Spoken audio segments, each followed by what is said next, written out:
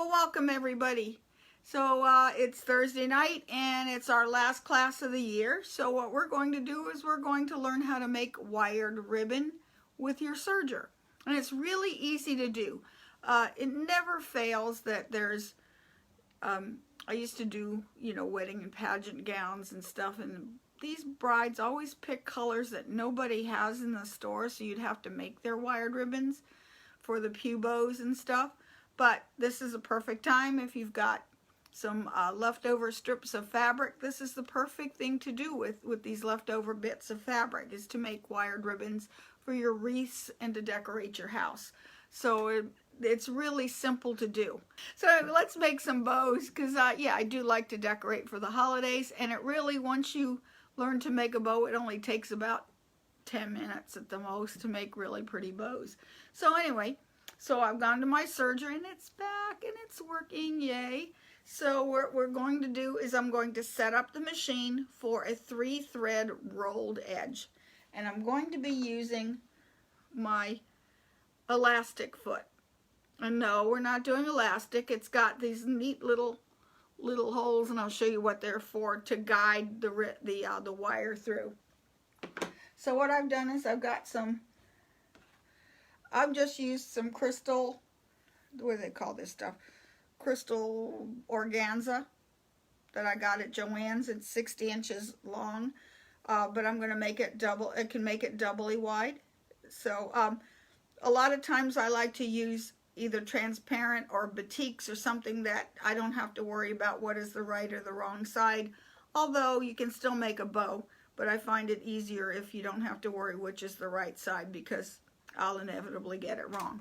So anyway, you'll also need some really thin floral wire.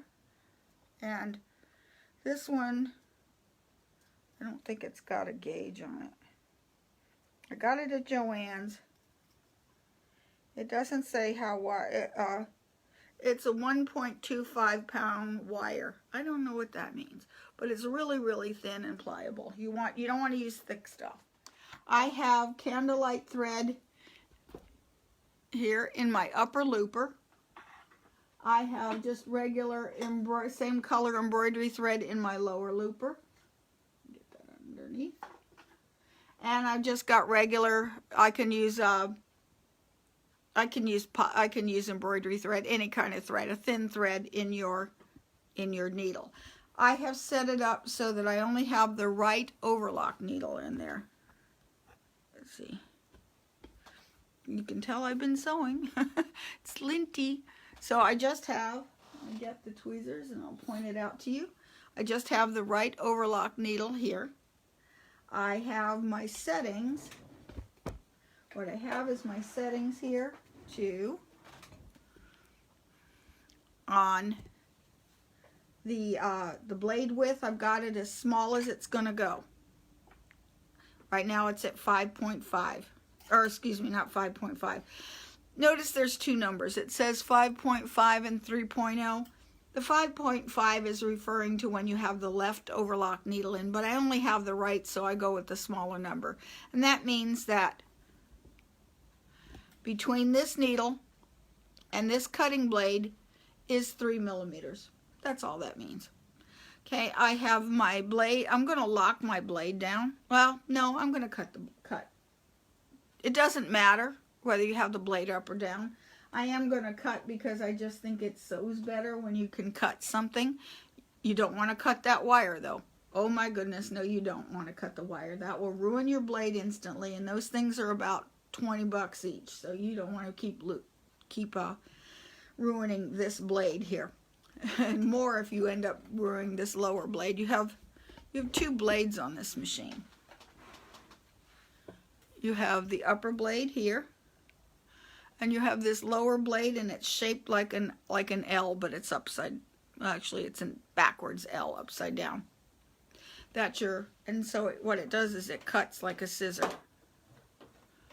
Okay, and then I have my stitch length at rolled 2. You have, turn this. You have, it can say standard here, and it'll go 1 to 4, and then you have rolled. So what you want to do is if you're on standard, you're going to roll. See, it's on standard. I'm going to roll through 0, and I want it about 2. And the little indicator is right here. It's a little upside down triangle. So that pretty much, and it's okay. Here's my test stitch. I always run a test stitch. So it did fairly decent. If I wanted this to be a thin rolled, really super thin, I don't want to use candlelight thread. And I would use just regular gold metallic thread then, because of the fact that the Wildlife thread is really thick, and therefore it gives you a nice thick rolled, nice thick edge. Okay, and I'm going to switch out the foot. There's a little, it's hard to see without getting my hand in the way. There's a little lever, so you raise the presser foot and the foot drops out. These here is if you are using this foot with a chain or a cover stitch. Notice it doesn't have a slot, so your threads, you would have to clip them short in order to get them underneath the foot. The overlock has a nice big wide gap, so it's fine. So I'm going to unroll some of this ribbon, this wire. And I just want to sort of straighten it with my fingers a little bit. Okay, and then let's take a look at this foot. There's a hole here, so I'm going to run the wire in there. See? It just fits right inside there. And then I'm going to take this end of the wire and I'm going to run this in this hole.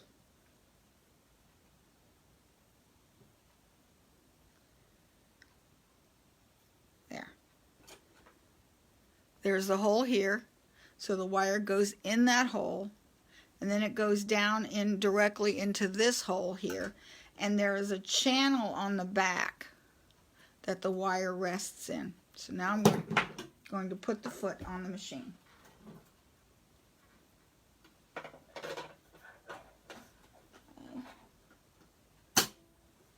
And I've got that wire should flow freely. It shouldn't be impeded. It shouldn't be stuck under the foot. And I am going to just simply take my organdy right here, and I've cut 2 inch. I think it's 2 inches wide, and then I just simply stitch away. You don't want to go fast.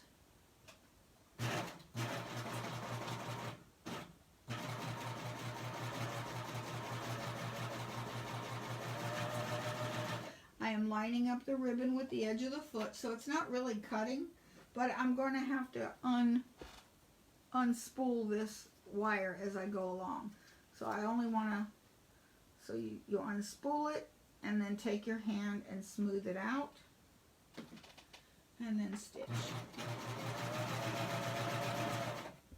And see, it's going to keep that wire behaving. Now I'm just checking my stitch, and it looks like I'm getting a little bit of stretching, so I'm going to move that differential feed up 1 click.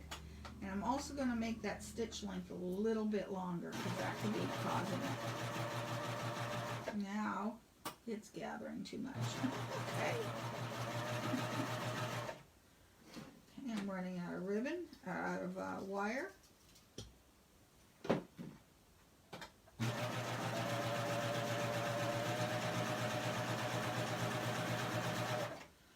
Now, even if it looks a little bunched, you can just give it a little tug every once in a while and straighten it out, because your wire could be just being held up a little bit.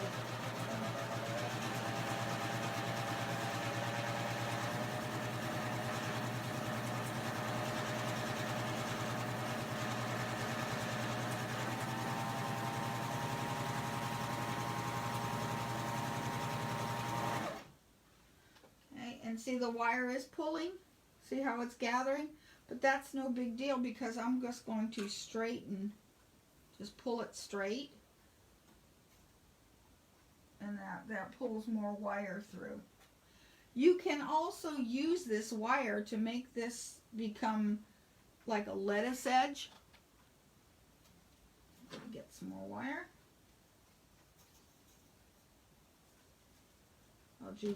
We'll just do this one. Now this is 60 inches wide, so it should do quite a bit.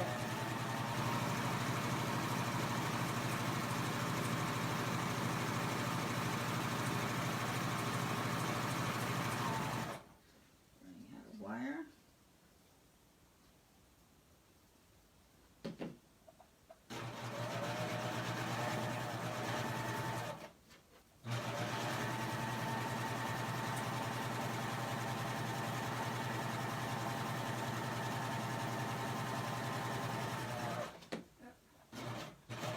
Now I'm going to run this completely off the fabric because now I want to come over here and just smooth this out because the wire is making it gather and I don't want it to gather. So I'm just going to straighten this out. Pull it to it's almost like gathering, or it's the opposite of gathering. So,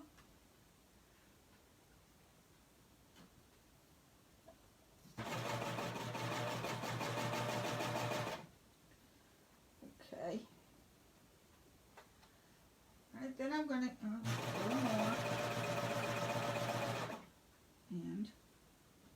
And you want to use really cruddy paper scissors.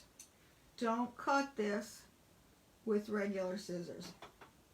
These are cheap, crappy scissors. And now I'm going to straighten it out a little better. Okay, and now I'm going to do the other side.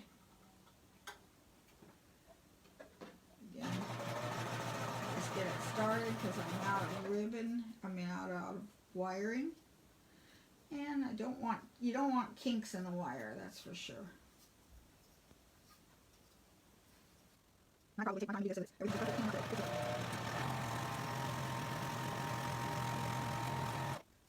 Wire.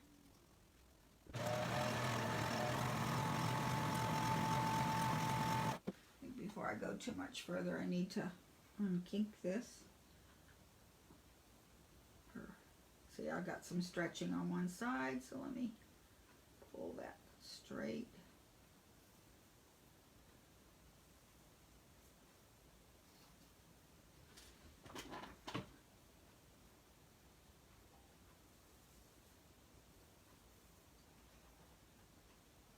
It just doesn't have enough wire through it, that's all. Okay.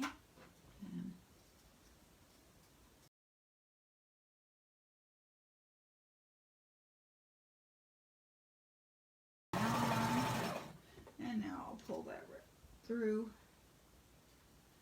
and stretch it out.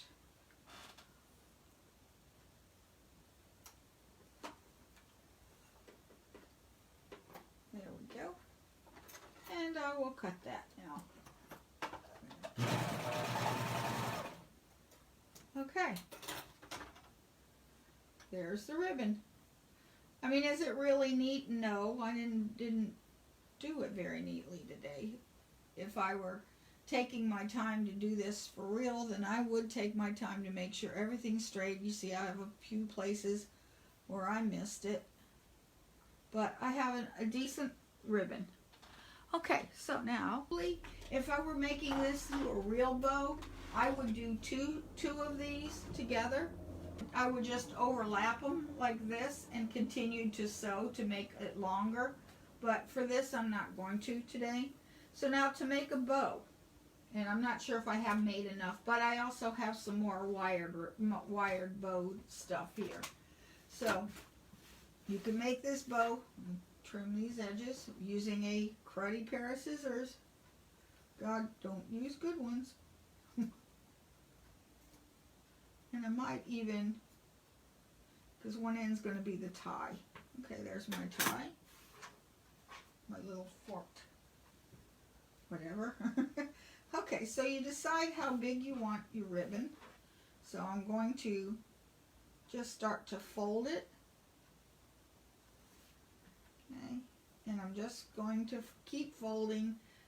This would be as big as I want my ribbon to be, so I just keep rolling it. I'm making it kind of small. I usually make them about 8 inches, 8 to 10 inches. That gives, a 10-inch piece will give me about a 5-inch ribbon, but this will be a small one, and that's okay.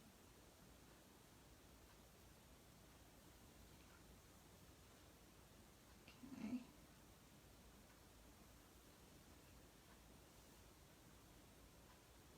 Okay, now, when I've come to the end, cut that end off. I'm going to roll this. First thing, before I do anything, I need to find my center. I'm going to take my, I need to measure this. Here's where I make a mess of my bows, is I don't take the time to accurately find where the middle is. And I end up with a lopsided bow. So, it is 7.5 inches. So I want to make this 3.5, 3 3/4. And I'm just going to mark it with the friction pen. There we go. Okay, I'm going to double check it because I don't trust me to see if that is indeed the very center. Okay, I guess it is. Okay. Then I'm going to fold, I like to fold that over. I'm not going to put ties on it. If you want ties, you'd have extra, but I'm not going to put any ties on this. Then you're going to take, actually, I'm going to leave that open for now. I want to just cut through the wire. This is the hard part. Don't cut all the way through, just cut a little bit. Just till it gets the wire on either side of the line.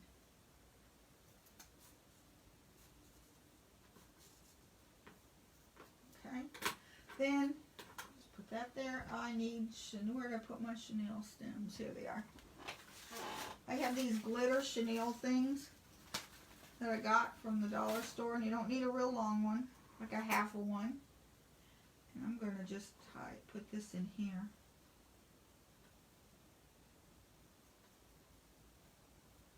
Okay. And then I'm going to put this through the hole.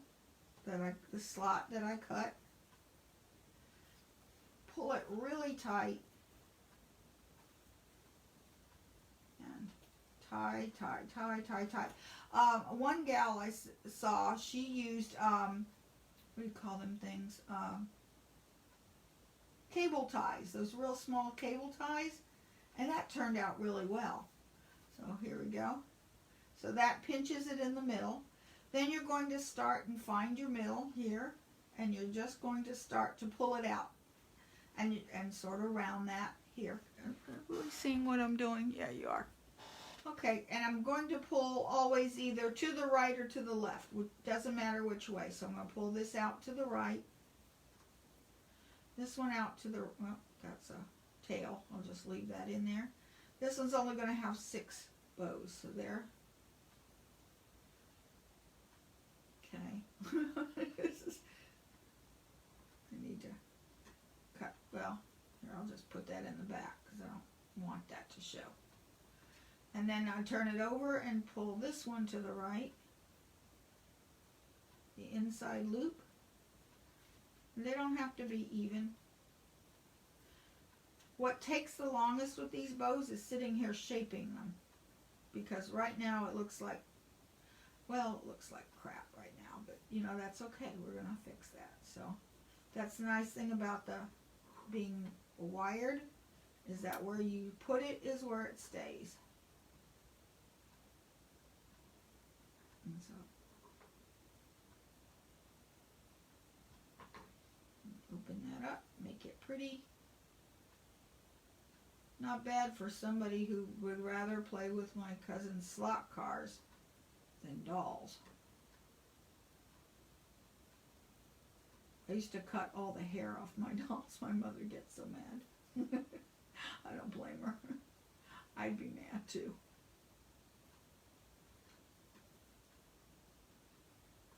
And back in the day, I had one of the first Barbies. And, you know, like, I was unimpressed, you know, with the Barbies, but I got, between my aunts and my parents, I got all this Barbie stuff. Like the car, the house, all this stuff with it. And, you know, I rarely played with them, you know, because I got bored. I like to make clothes for them. That's where I started sewing, was making Barbie clothes. I made a lot of clothes for them. I'd try them on once and go, yeah, that's okay. And that would be the end of that. So all the dolls that I cut all the hair off, my mother kept. But the Barbie doll that was probably worth a small fortune, she gave it away to somebody. And that's the right now. I wish I had it. So, like, daggone. Okay. There we go. There's the bow. Not too bad. And so that would look cute. Well, it's going to look cute on the Serger right now. So, I think it deserves to be on the Serger. Serger needs some decorating. There it is. There, it turned out half decent for somebody who does not know how to do a bow very well. It might look better with, I don't know. You know something, to be honest with you, I don't even think if it's sheer like this or thin, you don't have to, because you can just simply crunch it and it'll go really small. So I really don't see the need to do the cutting, other than it keeps it from slipping. So now, yes, my Serger is decorated for the holidays. Have a great Christmas, Happy New Year, and I will see you on the flip side of 2021, and where we will all be healthy again. Yay! Bye-bye.